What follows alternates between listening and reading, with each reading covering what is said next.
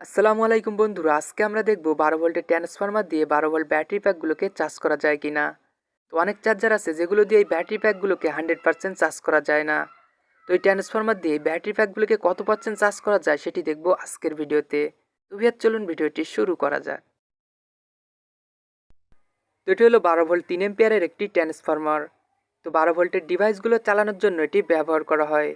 তো অনেকে এটি ব্যবহার করে 12 ভোল্টের এসিড ব্যাটারিগুলোকেও চার্জ করে থাকে।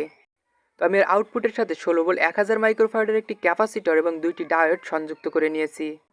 তোর মাঝখানে কেবলটি হলো নেগেটিভ এবং দুই সাইডে কেবল দুইটি হলো পজিটিভ। তোর ইনপুটকে আমরা বিদ্যুতের সাথে সংযুক্ত করে নিলাম। তো যেহেতু এই ব্যাটারি প্যাকগুলোকে আমরা ফিমেল পোর্টের মাধ্যমে চার্জ করে থাকি, তো ট্রান্সফরমারের সাথে একটি মেল পোর্ট সংযুক্ত করে নিব। তো আপনি চাইলে এখানে থাকা পজিটিভ এবং নেগেটিভের সাথে তার সোল্ডারিং করেও চার্জ করতে পারেন। তো বারবার সোল্ডারিংয়ের ঝামেলাতে আমি ট্রান্সফরমারের সাথে একটি মেল পোর্ট সংযুক্ত করে নিব। তো ট্রান্সফরমারের আউটপুট পজিটিভ এবং নেগেটিভের সাথে দুইটি তার সোল্ডারিং করে নিব।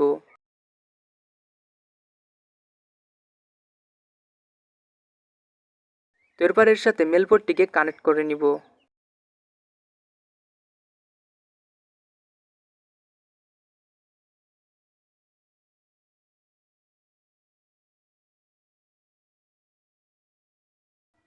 তো আমি মেল পোর্টটিকে ট্রান্সফরমারের সাথে কানেক্ট করে নিলাম।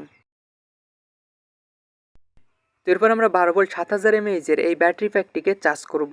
তো এখানে সর্বমোট 15 পিস লিথিয়াম ব্যাটারি সেল সংযুক্ত করা আছে। তো এখন যদি আমরা এই ব্যাটারি প্যাকটির ভোল্ট পরিমাপ করি, তো দেখতে পাচ্ছেন এখানে আমরা পাচ্ছি 11.64 ভোল্ট। তো বুঝতেই পারছেন এই ব্যাটারি প্যাকটিতে যথেষ্ট পরিমাণে চার্জ আছে। তো বেশিরভাগ চার্জার দিয়ে কিন্তু এই ব্যাটারি প্যাকগুলোকে 100% চার্জ করা যায় না। তো এখন আমরা দেখব এই ট্রান্সফরমার দিয়ে ব্যাটারি প্যাকটিকে কত পার্সেন্ট চার্জ করা যায়। তো ট্রান্সফরমারটিকে আমরা ব্যাটারি প্যাকের সাথে সংযুক্ত করে নিলাম। তো প্রায় 5 ঘন্টা চার্জ করার পর এখন আমাদের ব্যাটারি প্যাকটি ফুল চার্জ হয়ে গেছে। তো এখন যদি আমরা এর ভোল্ট পরিমাপ করি, তো দেখতে পাচ্ছেন এখানে আমরা পাচ্ছি 12.80 ভোল্ট। তো বেশিরভাগ 12 ভোল্টের ব্যাটারিগুলো ফুল চার্জ হলে 12.8 বা 9 ভোল্ট শো করে থাকে। তো বুঝতে পারছেন এই ব্যাটারি প্যাকটি 100% চার্জ হয়েছে। যেহেতু এই ব্যাটারি প্যাকটিতে অনেক বেশি চার্জ ছিল, তো চার্জ কম আছে এমন একটি ব্যাটারি প্যাককে এখন আমরা চার্জ করব। তো এটি হলো 2500 mAh একটি ব্যাটারি প্যাক। তো এখন যদি আমরা এই ব্যাটারি প্যাকটির ভোল্ট পরিমাপ করি, তো দেখতে পাচ্ছেন এখানে আমরা পাচ্ছি 9.15 ভোল্ট। তো বুঝতেই পারছেন এই ব্যাটারি প্যাকটিতে যথেষ্ট পরিমাণে চার্জ কম আছে। তো এটিকে চার্জ করার জন্য এর সাথে একটি ফিমেল পোর্ট সংযুক্ত করে নিলাম। এরপর আমরা ট্রান্সফরমারটিকে ব্যাটারি প্যাকের সাথে সংযুক্ত করে দিলাম।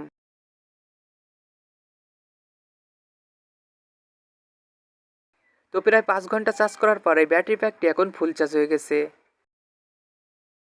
এখন যদি আমরা ভোল্ট পরিমাপ করি, তো দেখতে পাচ্ছেন এখানে আমরা পাচ্ছি 13.53 ভোল্ট। তো বুঝতে পারছেন এই ব্যাটারি প্যাকটিতে ওভার চার্জ হয়ে গেছে। তো এখানে থাকা বিএমএসটি ব্যাটারি ফুল চার্জ হয়ে গেলে অটোমেটিক চার্জিং বন্ধ করে দেয়। তো আমার বিএমএস সার্কিটটি হয়তো ড্যামেজ হয়ে গেছে, যে কারণে এটি অটো কাট হচ্ছে না। তো আপনার কাছে যদি একটি 12 ভোল্টের ট্রান্সফরমার থাকে, তো এটি অবশ্যই আমাকে চেক করে জানাবেন যে এই বিএমএস সার্কিটগুলো ফুল চার্জ হওয়ার সাথে সাথে অটো কাট হচ্ছে কিনা। আর এটিকে আপনারা খুব সহজেই চেক করতে পারবেন। তো এখানে থাকা বি পজিটিভ এবং নেগেটিভে আমরা পাচ্ছি 13.82 ভোল্ট এবং পি পজিটিভ এবং নেগেটিভে আমরা পাচ্ছি 13.82 ভোল্ট। তো এখানে থাকা পি পজিটিভ এবং নেগেটিভের ভোল্ট ছাড়া বি পজিটিভ এবং নেগেটিভের ভোল্ট কম থাকলে বিএমএস সার্কিটটি অটো কাট হচ্ছে। আর দুইটির ভোল্ট যদি সমান থাকে তাহলে বিএমএস সার্কিটটি অটো কাট হচ্ছে না। আর এই বিএমএস সার্কিট যদি অটো কাট না হয়, তাহলে এখানে একটি অটো কাট সার্কিট সংযুক্ত করতে হবে, অথবা ফুল চার্জ হওয়ার সাথে সাথে এটিকে ডিসকানেক্ট করতে হবে। না হলে ওভারচার্জ হলে ব্যাটারিগুলো ব্লাস্ট হতে পারে। তো এই 12 ভোল্টের ট্রান্সফরমারগুলো নর্মালি 16 ভোল্ট পর্যন্ত পাওয়ার দিয়ে থাকে, তবে মাঝে মাঝে এটি 19 বা 20 ভোল্ট পর্যন্ত পাওয়ার শো করে থাকে। তো এখন যদি আমরা ভোল্ট পরিমাপ করি, তো দেখতে পাচ্ছেন এখানে আমরা পাচ্ছি 19.38 ভোল্ট। তো এই ট্রান্সফরমারকে যদি আপনার ব্যাটারির সাথে সংযুক্ত করি, তাহলে ব্যাটারি ভোল্ট ছাড়া প্রায় 0.3 বা 4 ভোল্ট বেশি শো করবে। লাইট অন পিভি মডেলের যে 12 ভোল্টের চার্জারগুলো আছে, এগুলো দিয়ে কিন্তু একটি 12 ভোল্টের ব্যাটারি প্যাককে 100% চার্জ করা যায় না।